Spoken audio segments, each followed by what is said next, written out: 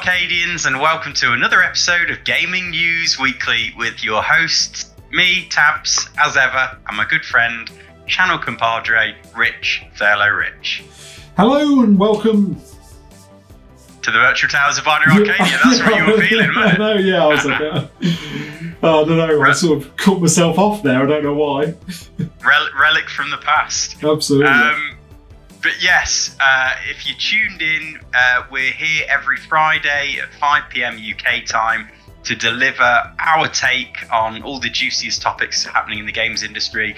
We feature 3 main stories, then we move on to like a quickfire round we call Everything Else, which covers off a few little tidbits we couldn't feature in the main. But before we do that, we will always regale you with our gaming escapades from the previous week, what we've been up to, what we've been playing. And Rich, I think there's a little bit to talk about. I think you threatened 1 hour 1 hour talking about Death Stranding, which as you've invested in the director's cut. So tell all, please. Yes. So I think Friday. Yeah, Friday came out last Friday, and I pretty much cracked straight on with it. Really enjoying a second playthrough. I think the little tweaks they've done to sort of ease that like harsh like first few hours where you get into grips with it, I think they've done a really good job there. It doesn't feel so overwhelming. Having said that, obviously I'm a veteran of the game, if that makes sense. I've played it before, so I guess I know the pitfalls of those first few hours. But yeah, I've really enjoyed getting back into it, and the gameplay sort of beats and stuff that you have going on. I've really enjoyed that. I can't say I've played loads. It's been quite a busy week, and yeah, I've been struggling a little bit. I've tried to play it most nights, I think. So good way into it, and just really enjoying it. Did you manage to play it? Here's a question, mate. Go on. Before we move on to me, have you been skipping the cutscenes, or have you been watching them? So I've been watching cutscenes, but then obviously there's a lot of dialogue, isn't there? So especially in the early part of the game where they're explaining things, but they're explaining things that you already know because you've previously played it.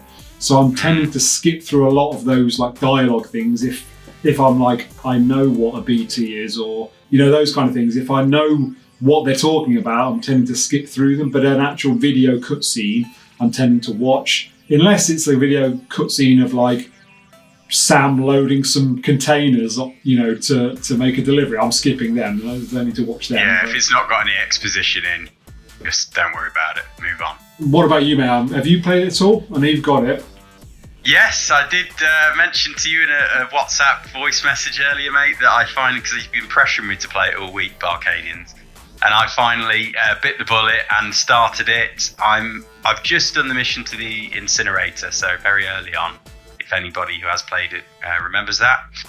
And said, yeah, it's great, yeah. I do remember it, obviously, fondly. We covered it extensively on the channel. We were massive fans of the game and Hideo Kojima. We've got a whole playlist, I think, dedicated to it if you want to go and check that out. But yeah, it's really nice to see it kind of given this new lease of life, and I'm excited to grind away at it and see what these new elements add to the experience. But I'm hoping that this friend mode we've heard about, mate, does come into fruition, and it does allow us to have a more cooperative experience, I suppose. That would be awesome. Yeah, definitely, because we do quite like playing games together. We've recently been playing a lot of Legends together. There's other games we've played together. There's other games we've played together but separately. So Astro's Playroom, for instance, cool games to watch each other play while playing. And it'll be really good if this friend play, we can collaborate with each other in the same world rather than this asystematically or whatever. Or what do we call it? Synchronously, yeah, exactly. Yeah, rather than that. Yeah. It's nice, isn't it? It's nice when you kind of build those stuff and you see things left by others and, vice versa. But to actually be able to get that feedback of like, oh, I've left you a ladder here, oh, I've left you a rope there, and seeing your gamer tag or whatever pop up, it would be so much, more special and kind of like cool. So, or if there's, there's missions where you've got loads of cargo to take and you're both there and you can both load up with the cargo and you can trek out together, Oh, I mean, that would be amazing. I kind of am not expecting that extent. I mean, here's hoping, you never know. But just some, stronger element of actually being able to work alongside somebody or a bit of Demon Soul style would be cool, wouldn't it? Yeah, exactly. That's what I'm merge hoping. into each other's world. Imagine like taking a big mule camp on together, and then taking all the resources from it. That's like ideal, brilliant. But we'll see. Anyway, shall we move on? Sounds good. Should we get into the first news story? Yes. So it reads Switch Pro ? Again ? So this comes from IGN, this story, and it reads as such. When the Switch OLED was first announced over the summer, fans and observers alike noted its lack of overall improvements to the base model. While the Switch OLED featured a much nicer screen, it lacked the 4K display and improved processor, long rumoured to be part of the so-called Switch Pro. Nevertheless, it seemed that multiple developers around the world have access to development kits that enable 4K graphics on the Nintendo Switch. Bloomberg reports that Nintendo sent the kits to developers with the request to create games that support high-resolution games. It's unclear if Nintendo's original intentions changed owed to the ongoing chip shortages fueled by the global COVID-19 pandemic. And I have seen that said in other articles that it was originally planned for the Switch OLED, and they pulled it because of supply and demand issues because of chip shortages. But anyway, to finish off, in a statement to Bloomberg, Nintendo called its reports inaccurate, but declined to elaborate further. Developers reportedly expect that 4K games to be released in the second half of 2022. Update on the article. Nintendo released an additional statement reiterating that Bloomberg's report that developers have access to a 4K development kit for Nintendo Switch is not true. Nintendo also continues to insist that it has no plans for an additional model outside of the Switch OLED. So this saga obviously rages on with the Switch Pro and the 4K graphics or resolution that we thought was going to hit with the Switch OLED. I think, again, it's been reported in Bloomberg, and they don't usually put their name to something without, a lot of research and what's the word? That they've actually supported that evidence somehow. So I'm really surprised if this isn't true. And as well, dev kits out to developers. They must have had multiple people come and corroborate that story. So I think here, mate, and I don't know, you let me know what your opinion is, but I think Nintendo probably, it just doesn't help their sales, does it? If they say, oh yeah, there is a 4K Switch on the way and it's coming out in 2022, as these developers seem to think, latter half, then it's going to slow down their sales of the Switch OLED, which presumably they released to try and, refresh that ecosystem a little bit and, keep those sales going month on month. So of course it's in their interest to completely deny it, to just focus on the here and now. So I really don't take much from this statement they've come out with to basically say, no, none of it's true, it's not accurate. But what about you, man? What's your take? It's interesting, isn't it? I mean, we saw with the PS5 before, we saw that there was this like potentially dev unit that they were working, and it was wild speculation, but it looks genuine, and I think this is similar. That will have come from a genuine source, and then I think this will have come from a genuine source. I think the fact that Nintendo have basically said no, this is not the case, but you can't really believe anything they say nowadays. Bearing in mind there was a time there was a time earlier this year that they said there was no plans to bring any more hardware this year, and then we got to the summer and they announced the Switch OLED. So you can't believe a word that they say, unfortunately, when it comes to this. They've got credence in previous things to say, oh no, we're not doing this. Oh no, we are.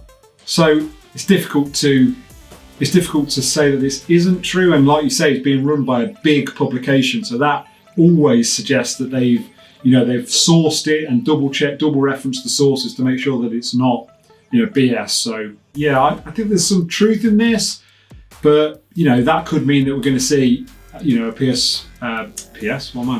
Switch Pro in like the middle of next year. So it's hard to say.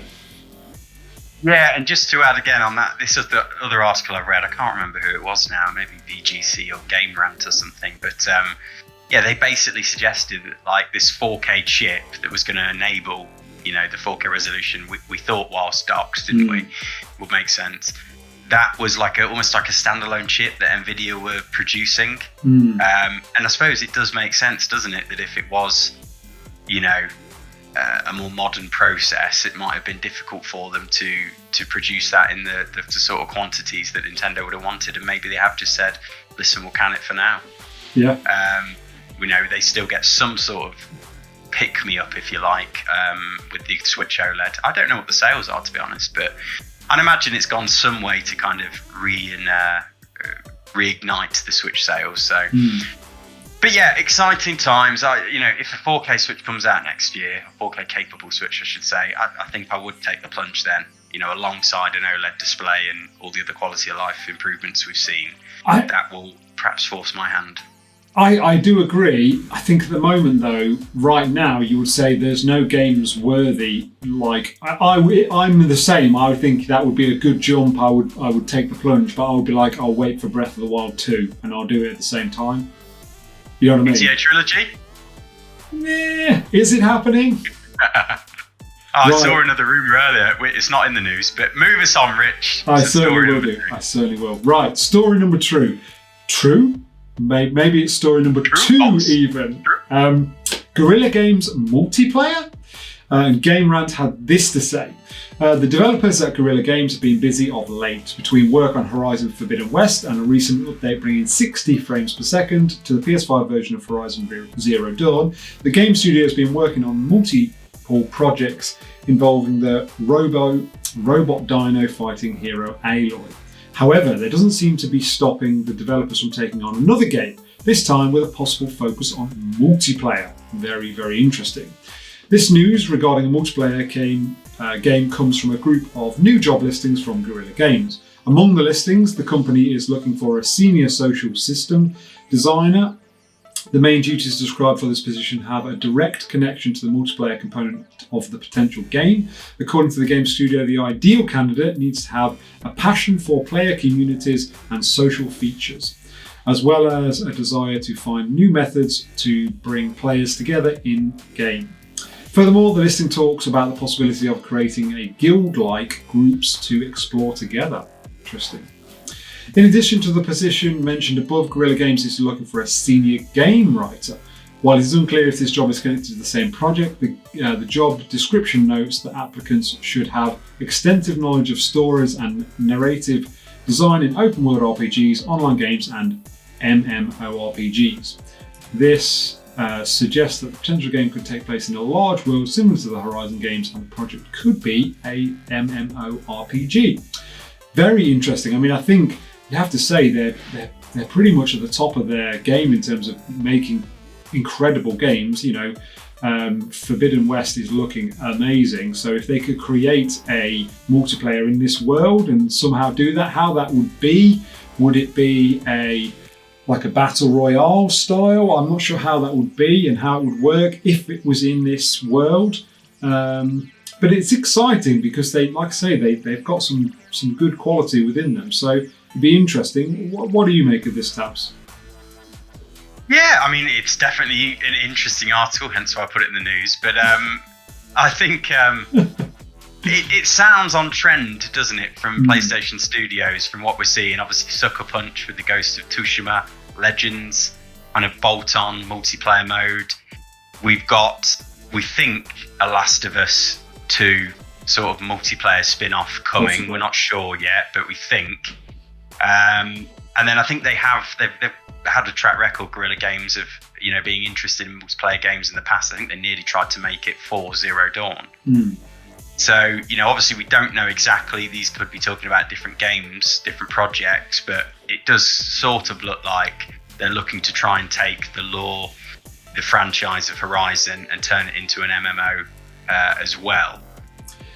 Which will make sense. I mean, I suppose they put so much time, energy, money into creating these games, these engines, that it makes sense, doesn't it, to try and get a bit more, use out of it by turning to a multiplayer experience. And we've seen with Ghost of Tsushima Legends that although that's been free for the most part, or they can buy it standalone now, we've not really seen any rampant monetization at this stage.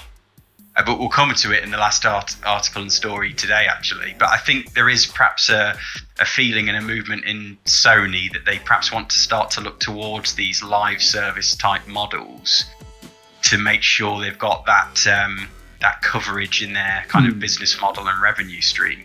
I mean, it's really interesting because I would say Legends, like Ghost of Tsushima, is a brilliant game, and the Legends multiplayer of it is brilliant, like multiplayer within that world, although it's not really within that world. And something of a similar vein, not something the same, obviously it would have to be completely different, but something the same within the Horizon world would be amazing. So, you know, I'm all for that if that's what it's going to be. So yeah, it's interesting. Oh yeah, it would be awesome, mate. I'm thinking again something along the lines of Destiny or, you know, I suppose World of Warcraft is what they're going. Obviously, you'd have a limited number of players perhaps in any given, you know, world, but just to fight those robots together, you know, that kind of modular breakdown of their components and strategizing and stuff, it would be an amazing experience. So yeah, I mean, we talked about Legends in the past, mate. We'd love to see, I think I'd really like to see that get turned into a full-on, you know, multiplayer spin-off. And I wouldn't even mind a bit of monetization as long as it's not crucial to the experience, if that's how they need to fund development of it. I have to say, the thing I absolutely love about the Legends multiplayer is you're teaming up with a friend to fight very high level computer players. You know, that's what I really like about it, rather than, you know, you're fighting against other people, you know, sort of, you know, like you see in these Call of Duties and that, where the cream rises to the top and it's not necessarily as fun. I love the camaraderie of that. So if there was a similar kind of thing in the Horizon world, I'd be all for that. Exactly. And before we move on to the next story, I suppose the one kind of glass half empty way of looking at it is we don't want Sony to turn into a Rockstar with these enterprises, do we? Agreed. Because of course, you know, Rockstar have perhaps taken that business model and run with it to a fault, to the point where they just their actual franchise, you know, mainline titles take so long to be released now. And I don't want to see that where we've got to wait, you know, 5, 6, 7 years plus for the next Ghost of Tsushima, the next Horizon, the next Last of Us.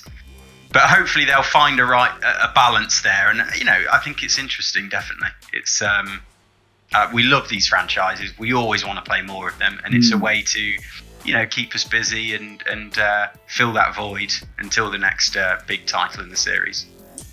But anyway, mate, move us on. Third and final story. Oh no, it's me, isn't it? I was going to say, it's you, buddy. Why don't you move us on? I'm obviously feeling very lazy today. So the third story this week is Twisted Metal Revival. So I said it kind of leans into this one as well. So this article comes from Video Game Chronicle. They had this to say: PlayStation has handed its Twisted Metal series revival to Destruction All-Stars developer Lucid Games, sources have told VGC. According to the sources, the new Car Combat installment, which by release will be the series' first in over a decade, has started early development at the Liverpool UK-based studio. One person with knowledge of Lucid's plans suggested that the revival will be built around a free-to-play model, partly in response to Destruction All-Stars' last-minute transition from a premium game to a PlayStation Plus title. The release is planned to coincide with an upcoming TV series in 2023. What? God knows what that's going to look like, we were told. Sony Interactive Entertainment went on record this year that it intends to increase its foothold in the live service games market, and a free-to-play entry in one of its classic multiplayer franchises will match with these ambitions. So again, you know, what we've kind of just been talking about. So yeah, this is an interesting one. I was a massive fan of the Twisted Metal series, and I don't know about you, mate, but I have got an itch there for, you know, we used to love as well. I think you played it quite a bit with me, mate. Yeah. San Francisco Rush, 1949. Yeah. Alongside, you know, that kind of multiplayer racing combat experience. I'm really missing those sorts of games. They almost feel like a relic of the past. So if they can get it right, the free-to-play thing gripes at me, because you always worry it's going to be this stripped down, you know, piecemeal affair that just gets built upon over years. And I want that kind of full fat Twisted Metal experience of some of the older games where you can even play them, to an extent as single players. Obviously, they come into their own as multiplayers, but yeah, it's interesting that they're bringing this franchise to life, and good on Sony again for there's an element of risk here that they're going to have to take with the treasured franchise. I've heard some are concerned of this particular developer taking it on, because obviously Destruction All Stars I don't think necessarily hit the sort of notes that were hoped and expected, both from the audience and Sony. Hence why it perhaps became a free-to-play or a PlayStation Plus edition, as opposed to charging a premium for it, because it just didn't come into fruition properly. I'd actually downloaded it. I think I've played it briefly, and it didn't really enamor me, I have to say. So hopefully, though, that was a blip on the radar for Lucid Games, though, because I think they have got a pretty decent history. I think they come from the Project Gotham heritage, mate, amongst other driving games. So, but as a driving enthusiast, mate, and our resident driving games fanatic and authority, what do you make of all this, mate? So very quickly on this one, because time is marching on, I'm really excited. I saw this was in the news this week and thought we were going to talk about it, looked it up. I really enjoyed playing this game. We used to play a bit of multiplayer together.